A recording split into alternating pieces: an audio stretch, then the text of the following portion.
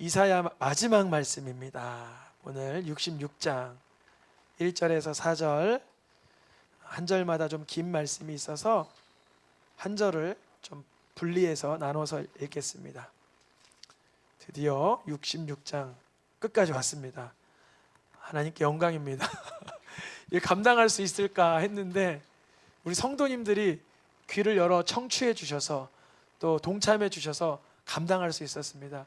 제가 만약에 나가는 길에 목사님 이사야 그만했으면 좋겠어요, 어려워요, 너무 힘들어요 그랬으면 저도 많이 힘들었고 괴로웠을 텐데 항상 성도님들이 또 은혜가 됐다, 도전이 됐다, 또 깨닫게 하셨다, 어렵지만 또 듣게 하신다 하시는 분들이 몇몇 분 또 계속 또 응원을 해주셔서 이렇게 1년 한 6개월 정도인가요? 달려올 수 있었습니다. 읽겠습니다. 제가 먼저 앞부분. 여호와께서 이와 같이 말씀하시되 하늘은 나의 보좌요 땅은 나의 발판이니 너희가 나를 위하여 무슨 집을 지으랴? 내가 안식할 처소가 어디랴? 나 여호와가 말하였노라. 내 손이 이 모든 것을 지었으므로 그들이 생겼느니라.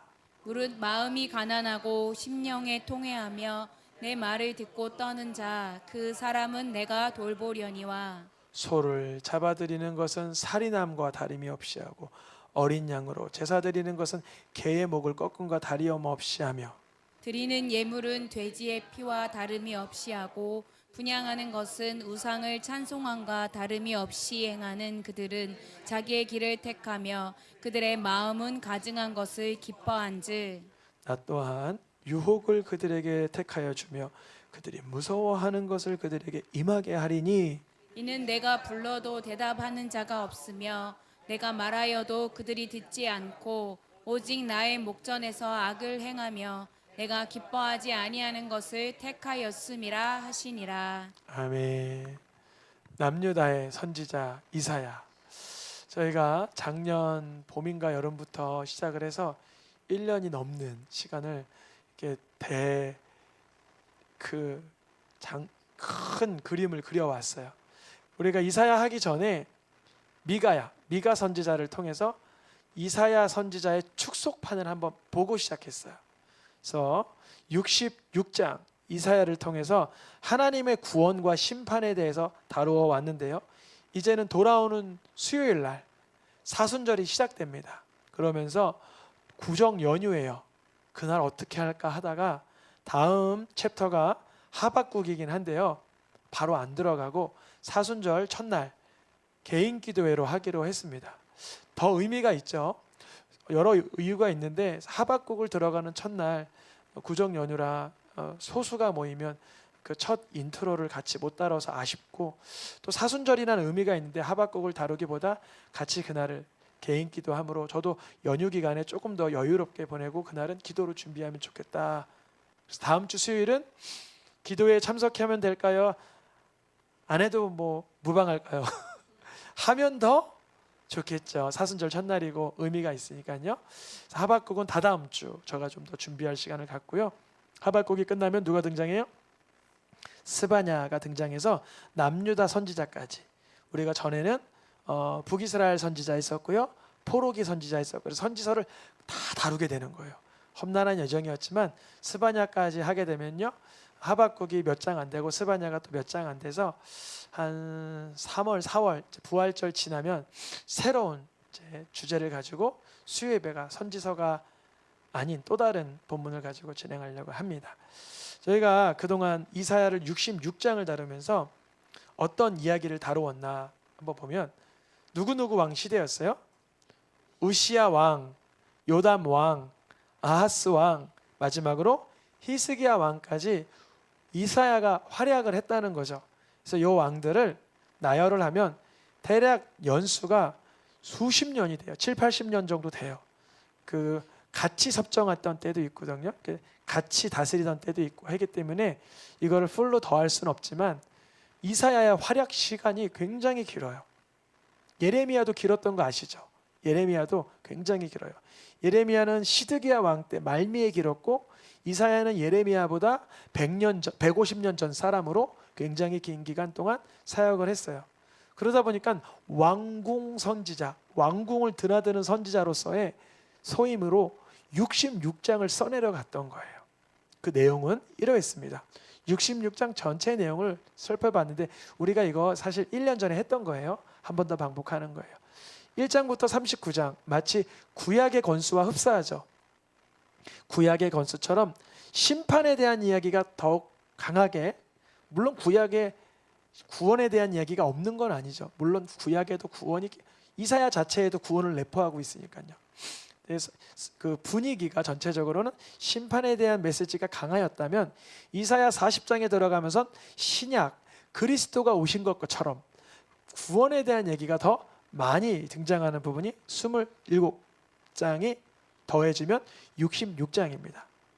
특별히 우리가 집중하던 부분이 어디였냐면 여호와의 종의 노래라고 해서 온유한 종, 고난받는 종, 성령 받은 종, 이 종의 노래를 4번 다루면서 이사야가 궁극적으로 말하려고 하는 건 심판도 구원도 아니라 이 모든 것을 다스리고 계신 하나님의 종 메시아가 오신다로 집중하고 있었어요. 그래서 첫 번째 종의 노래에서는 그분은 어떤 능력을 가져오나 성품적으로 온유하신 분이다. 근데 이거는 우리 이런 생각할 수 있어요. 성품적으로 온유한 게 뭐가 그렇게 대단해? 세상에서 모세도 온유함이 승하다고 했고 겸손한 자들도 많잖아. 예수님의 그 온유함은요, 하나님이신데 인간에게 핍박을 받을 만큼 온유한 거예요. 우리의 개념을 넘어서죠. 하나님의 아들이신데 죄인들에게 매질을 받을 때까지 온유하신다는 거예요. 어마어마한, 우리의 그 상상과 기대를 훨씬 뛰어넘는 그런 온유함의 능력이 여호와의 종으로 오신다. 그분은 하나님께 부름을 받아 순종하지만 때로는 그분의 수고가 헛된 것 같지만 하나님이 그 헛된 거를, 예수님이 십자가에서 죽으신 걸 뭘로 보였을까요? 다 완전히 헛된 걸로 보이죠. 그렇잖아. 예수님이 30몇 살의 젊은 나이에 활약을 하다가 딱 죽으면 어떻게 보여요? 너무나 저거는 왜 저렇게 할까? 왜 저렇게 허망하게 인생이 끝날까? 이래 보이잖아요. 그런데 그분은 고난 속에서도 주님의 말씀을 끝까지 순종하면서 흔들리지 않는 모습을 보여주는 거예요. 우리에게 뭘 요구하시는 거예요? 때로는 하나님의 말씀을 그대로 수용하여 그대로 살면 엄청난 핍박과 고난과 괴로움과 환난이 있어요. 우리에게도 마찬가지예요. 그러나 예수님이 십자가를 지면서도 꿋꿋이 가신 것처럼 우리도 그 길을 걸어오라 말씀하시는 겁니다. 그분은 결국 죄인들에게 매를 맞을 뿐 아니라 그 죄인들을 위한 중보자가 되십니다. 그분의 소명과 사명에 순종하셔 구속을 이루시는 분이라고 해서 우리가 이사야 전체를 심판과 구원과 메시아의, 여호와의 종의 노래를 통해 메시아를 보기까지를 전체를 이렇게 봤어요. 이사야 내용이 사실은 거대해 보이지만 축소하다면 예수 그리스도에 대한 복음입니다. 오늘 마지막 시간 어떻게 말씀이 시작하냐면 주님이 이런 말씀하십니다. 너희라면 이스라엘 백성들이죠. 히스기야 시대면 아직은 솔로몬 성전이 건재하던 때예요. 다윗이 그 많은 황금을 가지고 히스기야 때까지 그 성전이 있었던 때예요. 그런데 너희가 날 위해 무슨 집을 지으랴? 그동안 하나님께서 여러 집에 거주하셨었는데, 거주했다는 말이 그렇지만 에덴 동산에 누가 계셨어요? 하나님 계셨죠. 노아의 방주에 누가 함께 하셨어요? 하나님이 함께 하셨죠. 모세의 성막에 누가 함께 하셨어요? 하나님이 함께 하셨어요. 솔로몬 성전에 누가 함께 하셨어요? 하나님 함께 하셨죠. 에덴 동산, 노아의 방주, 모세의 성막, 솔로몬의 성전.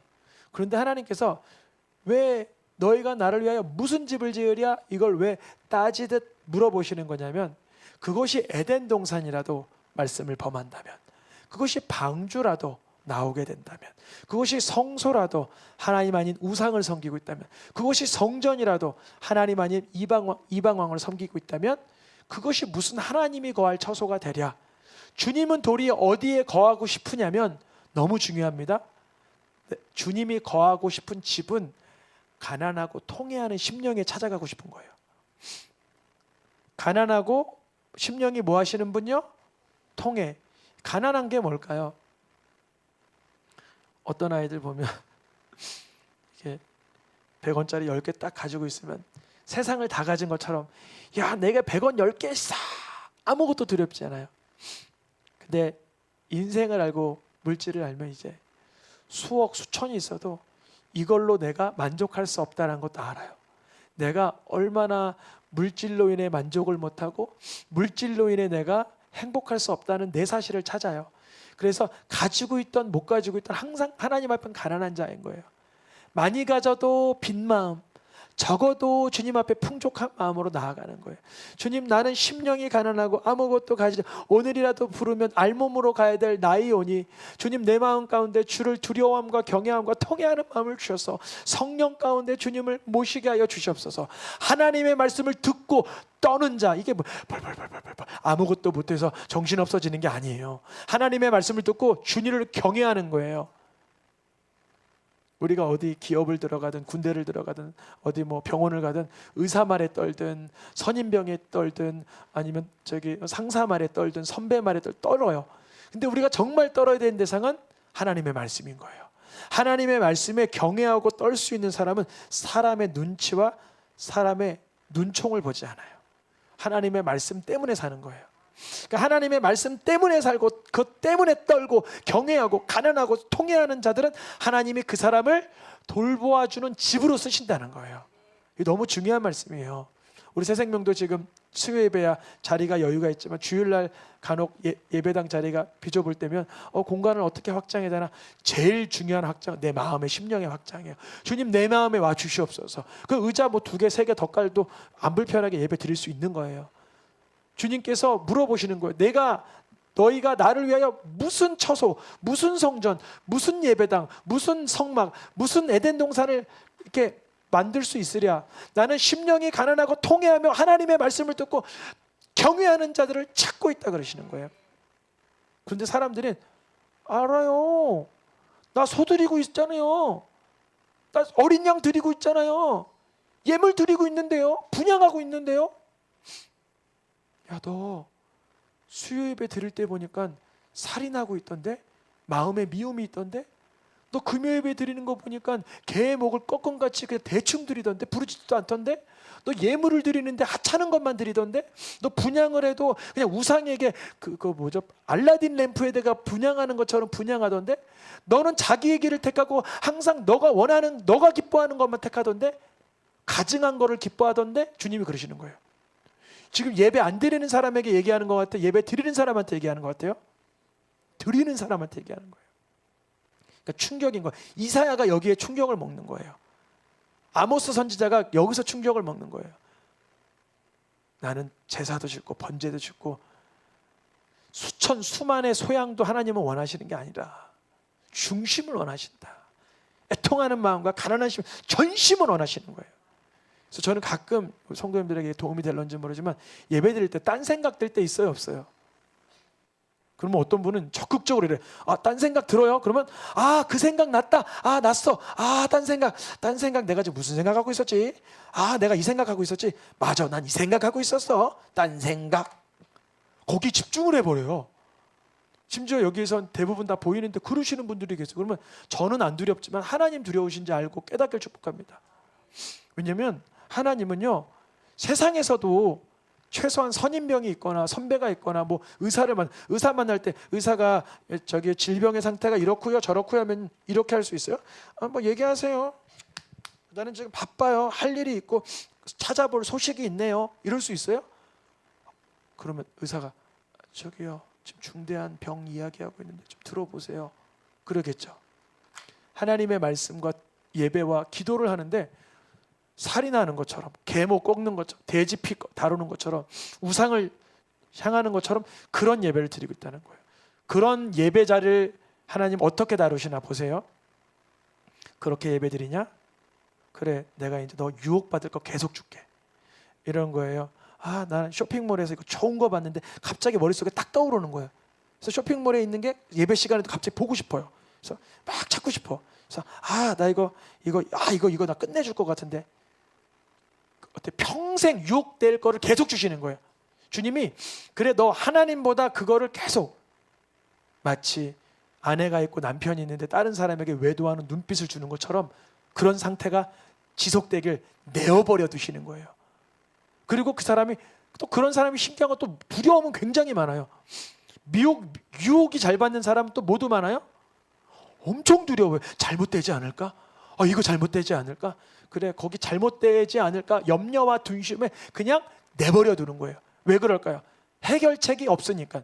해결책은 뭐였을까요? 말씀을 듣는 거예요. 말씀을 뭐 하는 거라고요? 듣는 거예요. 그런데 말씀을 듣지 않고 하나님이 안 기뻐하는 걸 또 택하는 거예요. 나 이거 맞아. 이게 급했는데. 내가 이거 끝내주는 건데. 이거 내가 했어야 되는데. 내가 이걸 안 했네.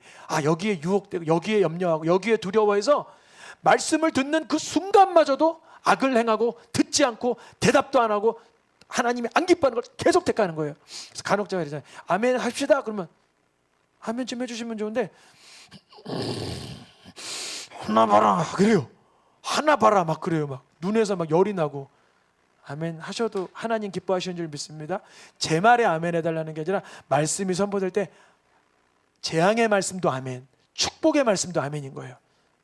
저주의 말씀도 아멘, 축복의 말씀도 아멘. 왜 그게 가능해야 되냐면 저주의 말씀에 아멘 하라고 했어요. 신명기에 이미 레위기에.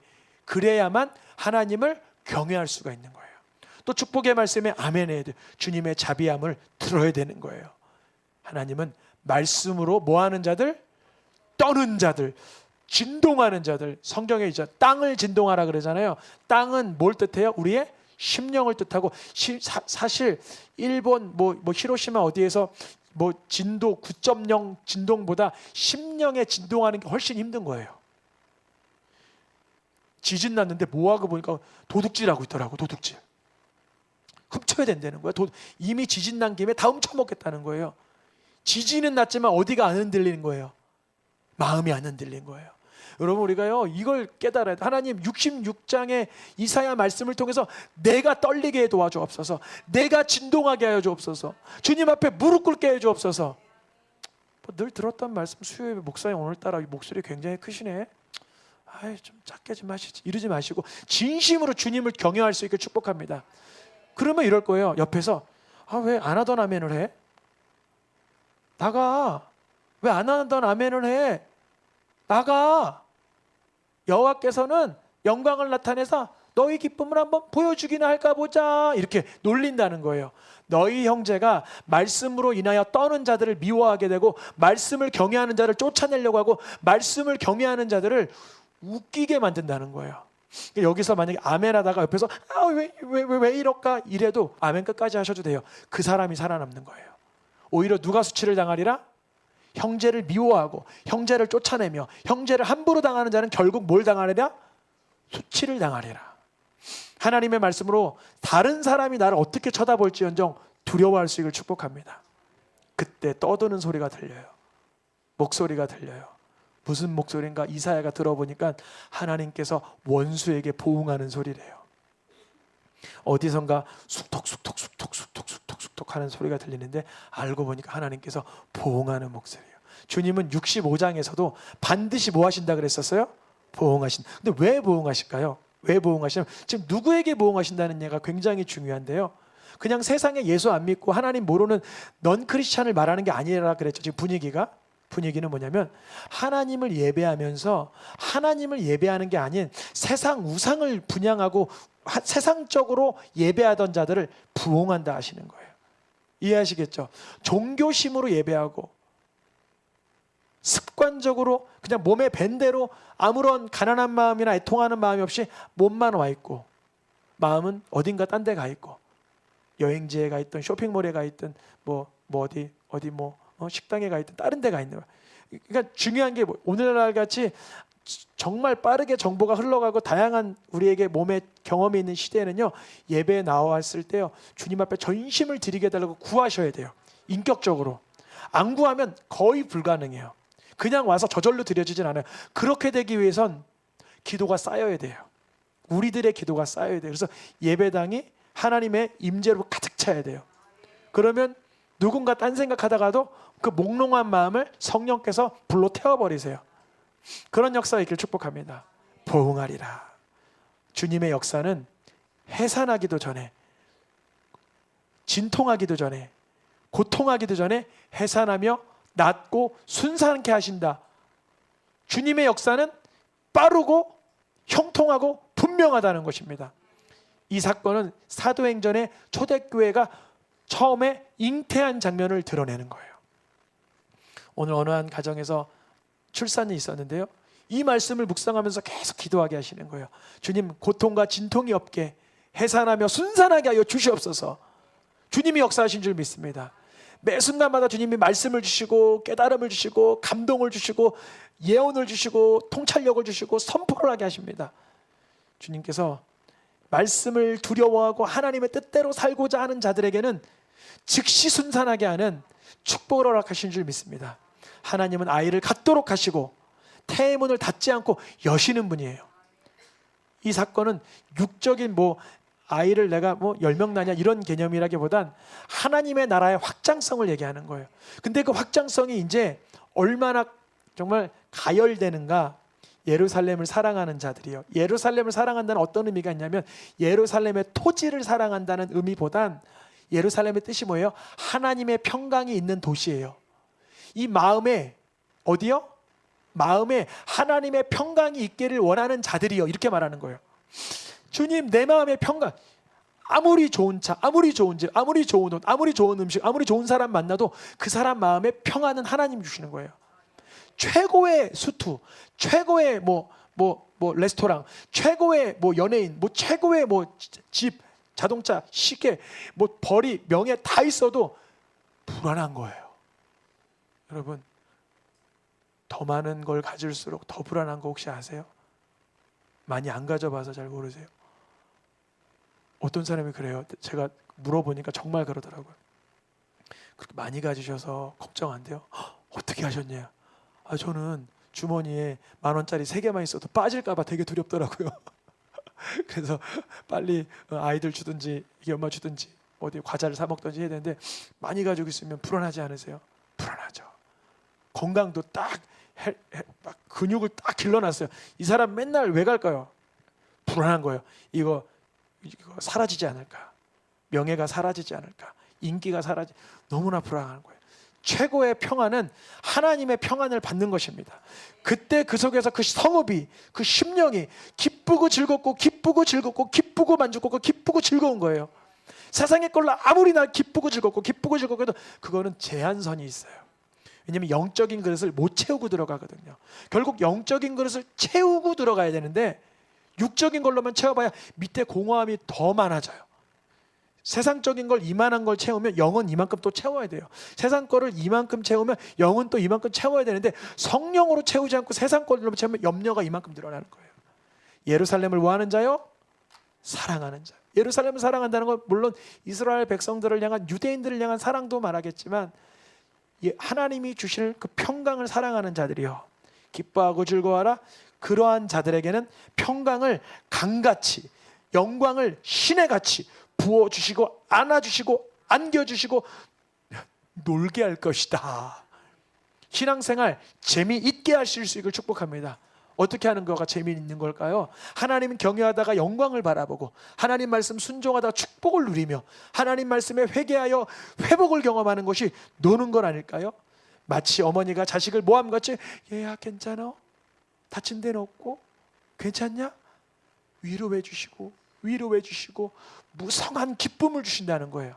그러나 그 손은 하나님의 말씀을 경외하던 자들에게는 나타나지만, 그 손이 하나님의 대적한 자들, 종교심으로 예배하던 자들은 뭐가 나타나요? 진노로 바뀌는 거예요. 여반장, 손 뒤집기, 손의 따스함이 즉시 진노로 바뀌는. 하나님은 물론 오래 참으시겠지만 우리 성도님들의 삶 속에 하나님의 말씀을 경외함으로 기쁨과 즐거움과 평강과 위로를 누리길 축복합니다. 여호와의 진노의 세기는 불과 같고 회오리 바람 같고 맹렬한 화염 같아서 그 노여움과 책망하심이 너무나 강렬하다는 거예요. 근데 깨달을 게 있어요. 우리가 만약 하나님 말씀을 벗어나고 경외하지 않고 세상 우상에 헤매이고 있다고 한들, 불이 오고 회오리가 오고 맹렬한 화염이 올지라도 주님의 노여움과 책망이 사랑임을 깨닫길 축복합니다. 사랑하는 자를 채찍질하시지 사랑하지 않는 자는 내어버려 두시는 거예요. 주님께서 모든 인생들 가운데 하나님을 경외하지 않는 자들의 삶을 불과 칼과 심판으로 망하게 하시는 거예요. 그걸 깨달아야 되는 거예요. 별로 하나님 말씀 안 두려워하고 자기 멋대로 살아도 잘 살구만. 내 생각, 내가 보는 가치관. 아니에요, 목사님, 저기 원불교 믿고 뭐 저기 뭐 이슬람교 믿어도 왕자고 머리 뭐 이렇게 하고 좋은 차 타고 행복해 보이는데요, 그게 좋아 보이는 가치관에서 내가 벗어나지 못해서 그게 좋아 보이는 거예요. 깨닫길 축복합니다. 여러분, 아무리 건강하고 물질이 많고 명예가 많아도 그 사람의 속에 있는 빈털터리의 영적인 상태가 보이길 축복합니다. 하나님을 경외하지 않으면, 하나님을 두려워하지 않으면, 하나님은 말씀하셨어요. 불과 칼로 심판을 베풀 때 결국 다 함께 망하리라. 이런 사람들은 종교생활 없었나? 있었죠. 스스로 거룩하게 했어요.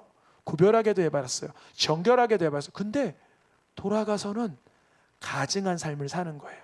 무슨 삶이요?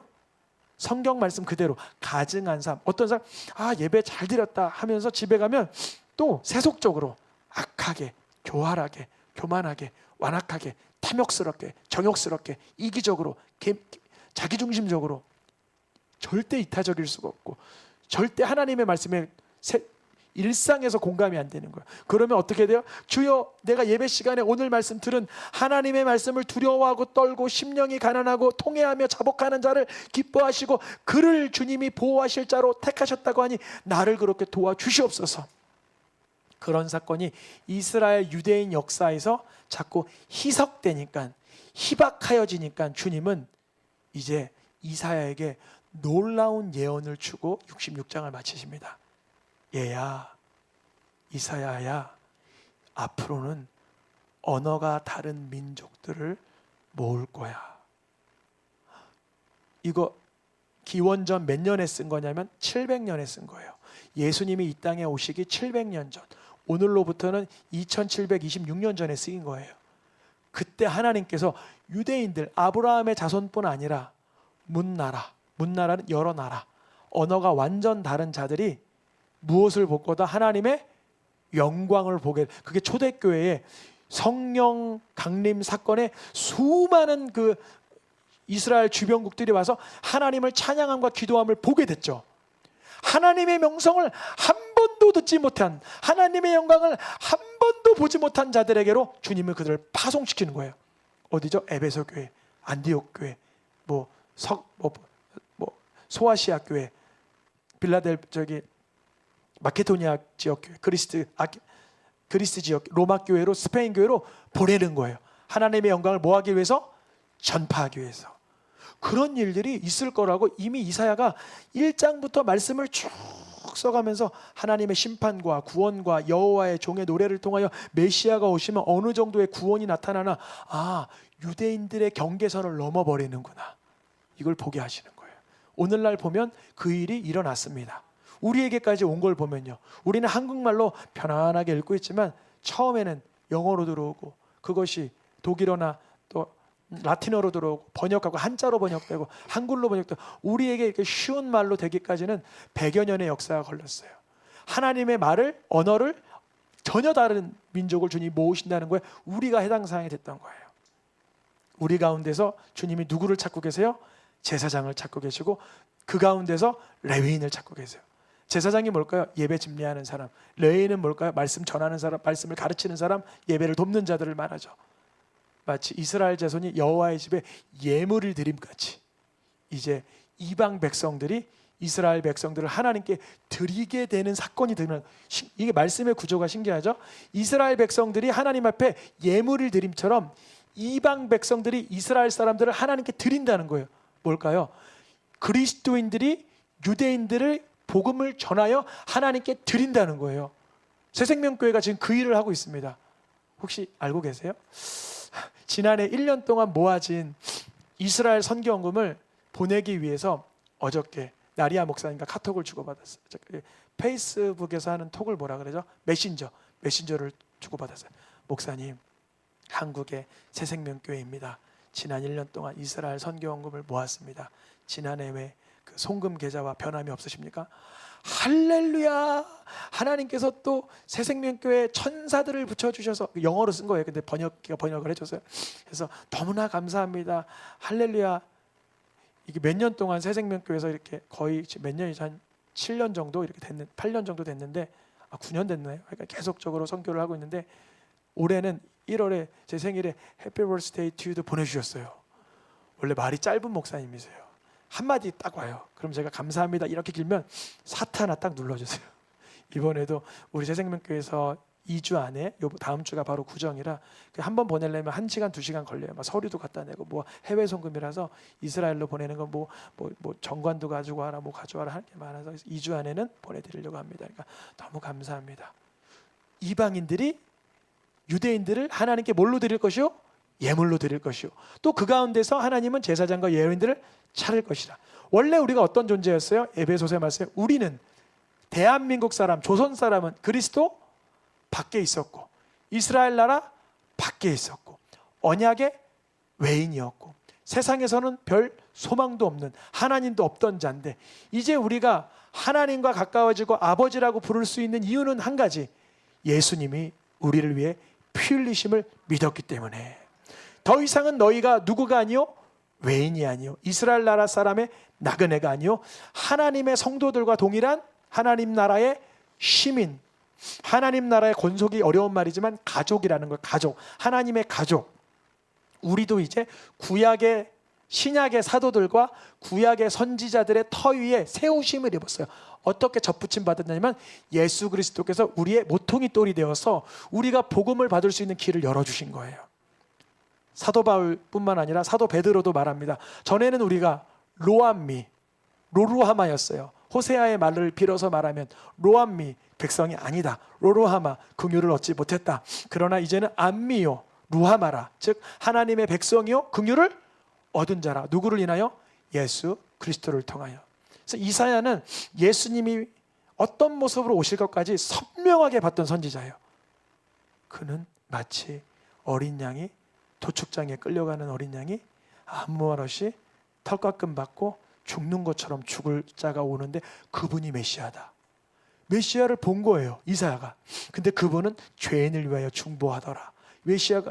이사야는 본 거예요. 그때 하나님의 백성 아니던 사람이 백성이 되고 긍휼없지 못한 자가 긍휼없게 되는 신비한 역사, 새하늘과 새 땅이 열린다는 거예요. 우리가 지금 살아가는 예수님을 인격적으로 만나고 그 신앙과 믿음을 누리면 이미 이 땅은 뭐예요? 새하늘과 새 땅을 누리고. 어느 분들이 죽어서 새하늘 새 땅 들어가야지. 그러면 성경은 2700년 역사 동안 새하늘과 새 땅 한 번도 안 열린 거예요? 이미 이사야도 봤는데요, 사도 요한도 봤는데요, 우리도 봐야 되지 않겠습니까? 주님, 내게 있는 하늘과 내게 있는 땅이 새하늘과 새 땅이 되도록 도와주시옵소서. 내 삶이 하나님의 새롭게 하심을 입게 하여 주옵소서. 그래서 주님은 선포하시는 거예요. 모든 호흡 있는 자마다 주님을 찬양할지어다. 이러고 끝나면 너무 좋은데 안 그럴 자들이 있으니까 시체들이 등장하고 폐역한 자들이 등장하고 그들에게는 불과 벌레가 죽지 않으면 지옥 불길을 말하고 이사야 66장 24절로 이사야가 마치게 됩니다. 마치 요한계시록 끝에가 불못이 등장하는 것처럼 그렇게 등장하는 거예요. 그래서 우리가 아무리 복음을 신뢰하고 중요하게 여겨도 믿지 않는 자들에 대한 심판과 하나님의 형벌을 무시할 수는 없는 거예요. 그러니까 오늘은 때를 얻든지 못 얻든지 뭐 해야 될까요? 복음을 전하는 거죠.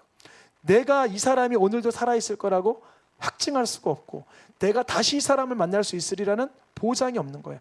반대로 내게 그러한 기회가 있으리라는 것도 보장이 안 되고 내게 전도할 기회가 내일 있겠지, 뭐 봄 되면 따뜻해지면 전도하면 되겠지가 아니에요. 오늘을 살고 있는 그 누구에게 폐역한 자들과 시체들이 되지 않게 하기 위하여 모든 혈육이 하나님 앞에 예배할 수 있도록 하나님의 언어를 모르는 자들까지도 예수 그리스도를 전해야 될 줄 믿습니다. 우리가 66장을 다뤄오면서 오늘 한번 정리하면서 66장을 다뤘습니다.